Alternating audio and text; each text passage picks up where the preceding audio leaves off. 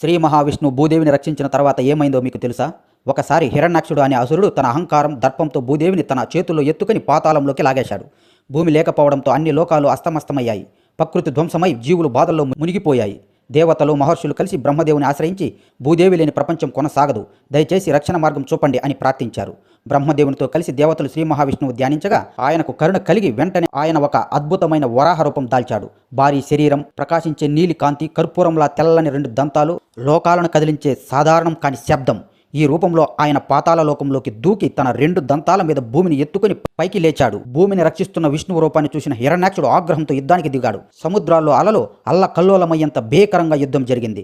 చివరికి విష్ణువు తన వరాహ రూపంతో హిరణ్యాక్షుడిని సంహరించాడు.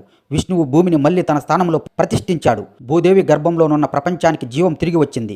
అప్పుడు భూదేవి స్వయంగా దేవత రూపంలో ప్రత్యక్షమై, ప్రభు, నన్ను రక్షించి ప్రపంచానికి నన్ను తిరిగి అందించిన మీరు నా సర్వం, మీరే నా రక్షకుడు, దయచేసి నాతో ఎప్పుడూ ఉండండి అని ప్రార్థించింది.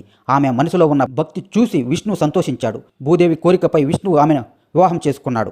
ఈ ఘటనలో విష్ణు వరాహ స్వామిగా భూలోకంలో నివసించాలని నిర్ణయించాడు. భూదేవి ఇలా కోరింది: ప్రభు, భూమిపై పాపకార్యాలు పెరుగుతున్నాయి, నేను వాటిని ఒంటరిగా భరించలేను, మీరు నాతో పాటు భూమిపై నివసిస్తూ నన్ను రక్షించండి.